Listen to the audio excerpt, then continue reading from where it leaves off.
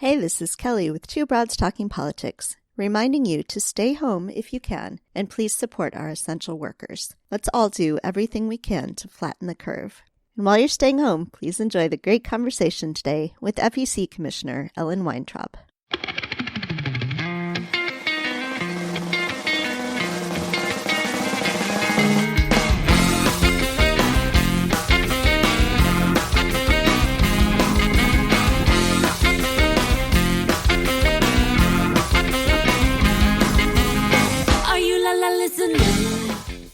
Hi, everyone. This is Kelly with Two Broads Talking Politics, part of the Demcast family of podcasts. And I am thrilled today to be on with Ellen Weintraub, who is a commissioner of the Federal Election Commission and is the chair of the commission right now. Nope. I'm not the chair.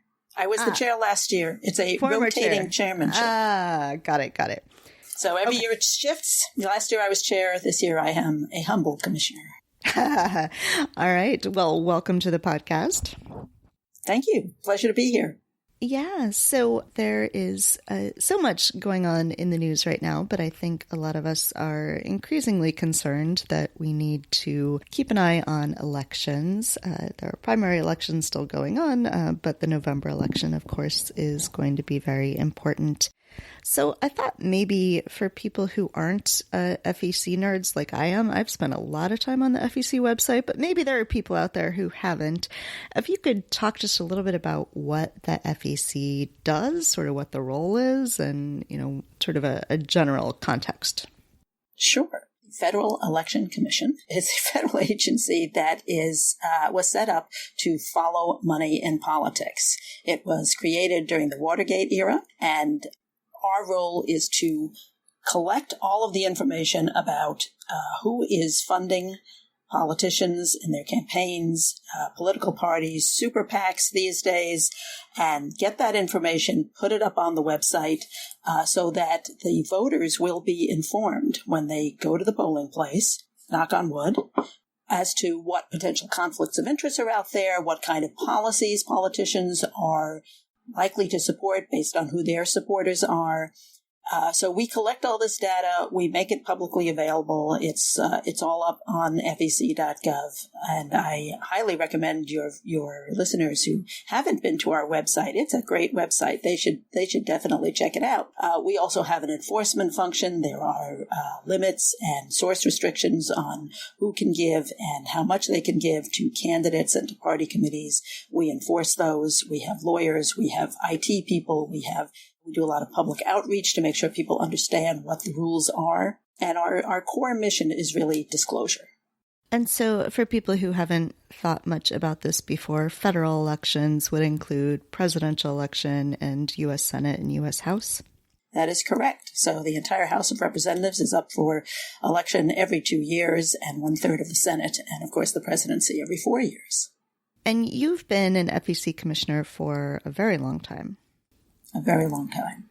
And do I understand correctly that the terms are supposed to be somewhat shorter than current terms have ended up being? Well, back in the day, commissioners did not have term limits, and they just would get consecutively reappointed to 6-year terms. And the longest serving commissioner ever served for 24 years. So I'm a piker by comparison to that. But in more recent years, there is at least a theoretical 6-year, one-term limit. However, the law was designed to avoid, hopefully, the situation where the commission ran out of commissioners because new commissioners didn't get appointed. So commissioners can continue to serve. Once we've been appointed by the president and confirmed by the Senate, we are allowed to continue to serve until we get replaced by someone else who gets appointed by the president and confirmed by the Senate. And right now, all of us are serving beyond our 6-year terms, because there's been a dearth of appointments. This is not, by the way, protected us from the real harm to the system of not having a functional FEC, because there are supposed to be 6 commissioners, no more than 3 of any one political party. It takes 4 votes to form a quorum to make most of our major decisions. And right now we only have 3 commissioners because one commissioner resigned about 3 years ago, another one resigned about 2 years ago, a third one resigned at the end of last August, and none of them have been replaced. So we are down to 3 commissioners. And do you think that will continue for a while? Is there any movement on that to have more commissioners appointed? There has been one person nominated, and he had a hearing, and then basically all hell broke loose in the country and in the world. So I don't know when the Senate will take his nomination up, and should he be confirmed, then we would once again have a quorum. But I have no information as to when that might happen. So speaking of all hell breaking loose, you recently, the other day, put out a statement calling for the greater availability of vote by mail. Can you talk a little bit about what you would like to see happen and how that might be implemented?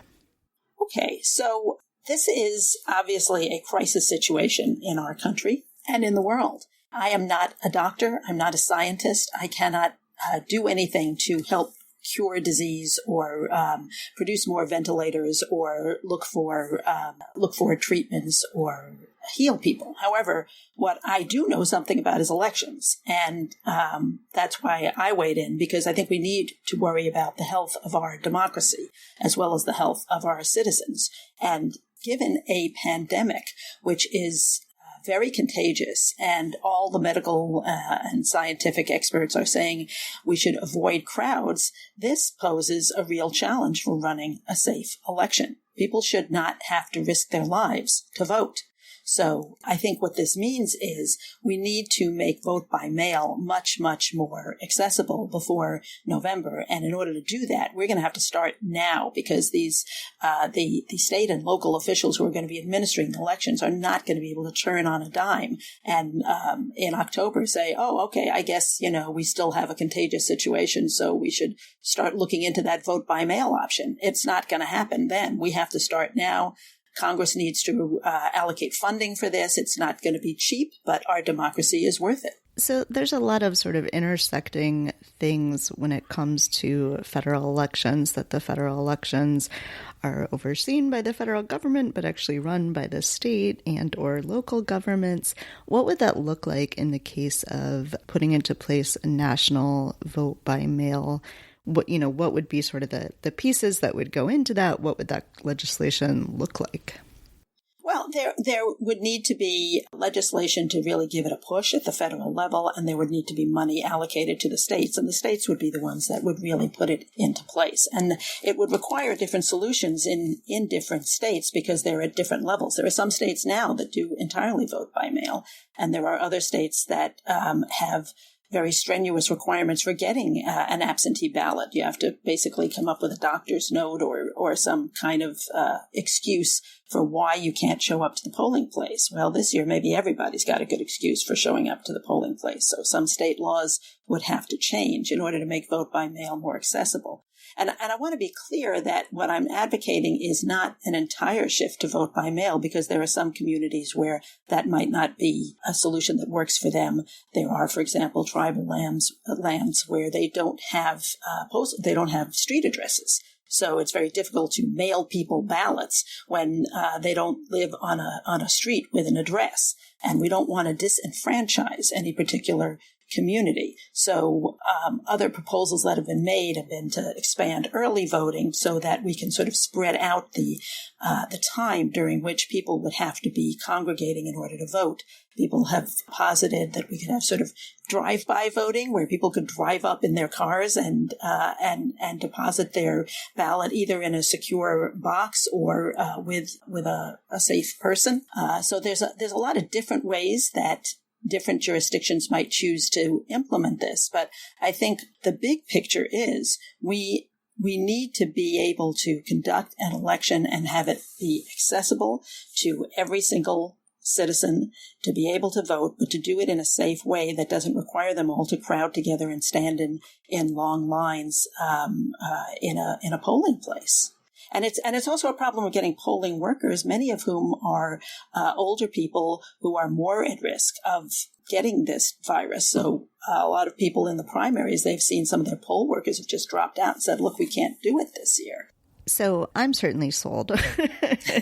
I think vote by mail would be fantastic. I live in Illinois, where I could already request a mail-in ballot and fairly easily, and so it seems sort of obvious to me that that would be a good solution. Do you think that that idea is gaining traction? You know, since you released your statement the other day, are you hearing from people that this may be a thing that we can come to a broad consensus on?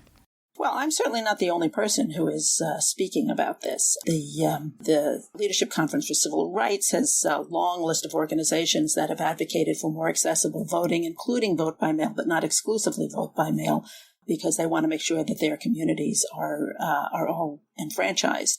The Brennan Center has also collected a long list of signatories to a letter to Congress advocating for this. It's a nonpartisan group operating out of NYU in New York. There are many people out there.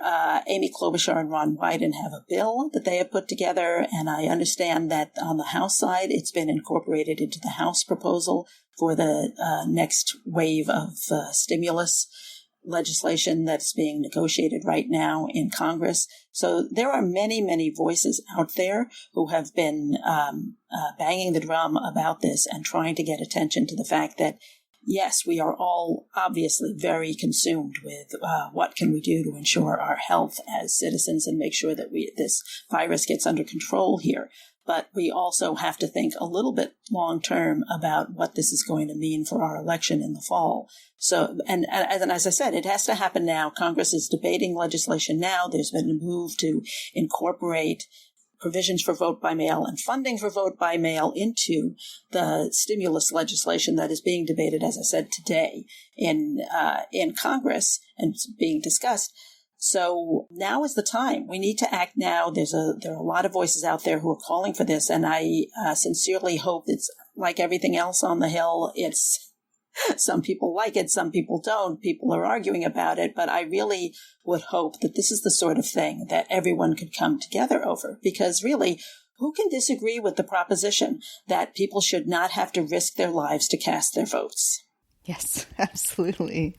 So people who, again, don't follow FEC quite as closely as I do might not realize that, there are sometimes changes in rules about what campaign funds can be used for. For instance, that things that hadn't been considered before, somebody petitions to be able to use campaign funds for that purpose. Are you anticipating any new requests or anything as a result of the massive change to the way campaigning is done now, looking at all the effects that the coronavirus pandemic is going to have? Do you think that will change anything about the way campaigns are run or funded?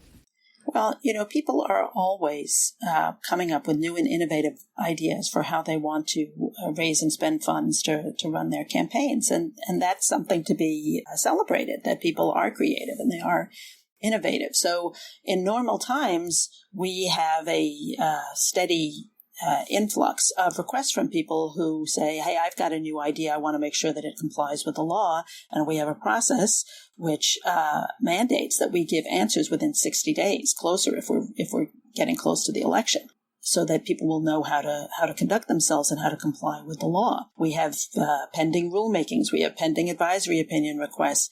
We can't answer any of those questions right now because we don't have 4 votes on the commission. So those things are just stacking up on commissioners' desks, on our virtual desks, I might say, because right now the entire agency is on mandatory telework. I'm conducting this interview from my home, and everyone in the agency is working from home, and that is working actually inspiringly well for most of our great staff. We had a filing deadline on March 20th where all of the presidential campaigns had to file their monthly reports of how much money they were raising and spending, and we were able to collect all that information and get it up to the web for journalists and others to examine. And that all went without a hitch, despite the fact that there's nobody in the building. So I'm really pleased about that. I'm grateful, as always, to the great work of our staff in getting that done. But if people are coming up with new and innovative ideas and they want to check and see whether this complies with the law, there is no way to get an official answer from the FEC right now. That seems troubling. It is to me. So I also wanted to ask you about this Supreme Court ruling from yesterday, and I will admit I don't understand all of the background of it. So I wonder if you could sort of talk through what the Supreme Court said and how that affects your work. Are you referring to the Doe decision? Yes, yeah. Okay. So actually the Supreme Court didn't say much. It said cert denied, which was good. That was very good news. This is a very strange case that involved a series of what we call straw donors. There was money that was moving from one entity to another entity to another entity, finally ending up in a super PAC. And then when the super PAC disclosed where they got the money, as they legally have to do, they just referred to the last step in the chain. But that entity had just been a funnel. And this is something that we do see. Some people who are really determined not to let the people know who's really behind the money go through elaborate steps in order to hide who we are. This is one of the reasons we have a dark money problem of money that is spent in our elections that is not fully disclosed, so the American people don't know where it's coming from and who is supporting these candidates. This was a particularly elaborate scheme, and the complaint about this was filed fairly late in the game in terms of there's the 5-year statute of limitations. The commission did an investigation, and we were able to trace it back 2 levels. We actually never did get it find out who the ultimate donor was. I had tried to do that. I had supported a further investigation. We did not have 4 votes to do a further investigation, but we did settle the case for $350,000, which is, not a bad penalty by FEC standards. And at the end of all that process, though, we normally disclose the files, which included, in this case, the reports of our general counsel and the results of their investigation, which named the third step donor in this chain. And then that donor sued us because they said they didn't want to have their name disclosed when we made the file public, which was not something that had happened before. This is pretty routine that we disclose our investigative files. We do some redactions if there's information that's confidential, but the name of a key player in an illegal scheme would not be the sort of information that we would normally redact and keep from the public. So this case took 2 years to go through the courts. The plaintiffs lost at every step along the way, and I was very relieved that the Supreme Court finally denied cert, meaning they weren't going to take it up and reverse the lower courts who had said these guys had to, that the FEC was right in proposing to disclose the name of the donor.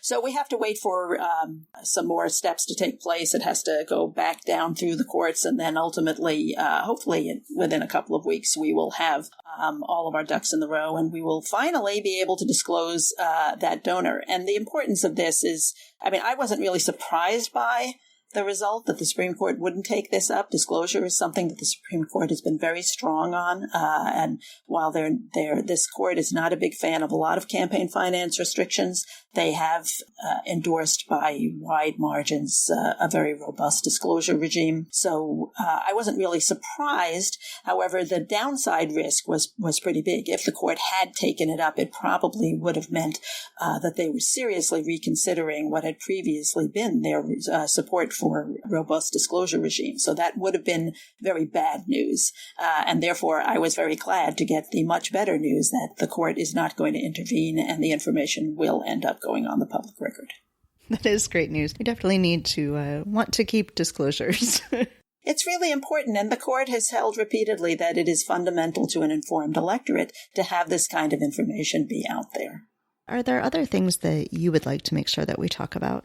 Well, the problem is there are many things that I wish that we could get done at the FEC, but we're really hamstrung right now because we don't have the 4 votes. We have a long-standing rulemaking on that would improve disclosure on the internet in a very small way, but a significant way. And we have unfortunately been at loggerheads at this, and I have not really seen a lot of interest on the other side of the table, frankly, in moving this to a conclusion. So we were kind of stuck when we lost the quorum, but now without a quorum, we definitely cannot finish that rulemaking. Obviously, I continue to be concerned by the threat of foreign interference in our elections. This is an issue that I've been concerned about for a very long time. Long before it hit the newspapers, I was worried about it. One of our biggest penalties in recent history involved a case where Chinese nationals were directing money to be spent through a domestic subsidiary of a Chinese-owned company in the 2016 election. And we had aggregate penalties of almost $1 million in that case. The commission was unanimous that is just flat out illegal. No one who is a foreign national is allowed to spend money to intervene in our elections. And that is indeed what happened in this case. So if that we have other important cases on our docket that are frozen right now. Our lawyers are still investigating the cases that were authorized for investigation before we lost the quorum. But at this point, we can't bring anything to conclusion, and therefore there's just information about whether people had violated the law and what people ought to be looking out for in the next election that we are not going to be able to make public until we get a quorum. So I'm hoping we can solve that situation soon because there's a lot of important work that the FEC needs to do. Is there any way for the public to put pressure somewhere for there to be a quorum to sort of push for that? I know there's a lot that's being sort of ignored right now while people are dealing with this more important crisis. But where would be the place for the public to put pressure to get a move on getting the quorum? Well, the way to get new commissioners is the president nominates and the Senate confirms. So those are the decision makers. This is entirely out of my hands, but as I said, there's a pending nomination now, and there are other vacant seats that could be filled. Usually these seats are filled in pairs. And I know there was some disappointment on the Democratic side of the aisle that this time only a Republican was nominated. Right now, of the 3 sitting commissioners we have, 1 Democrat, 1 Republican, and 1 independent. The independent caucuses with me on the Democratic side of the table, but it's an unusual formulation for this commission, which is usually 3 Ds and 3 Rs. If people would like to learn more about the FEC or, have fun going through campaign finance records like I do, how can they do that?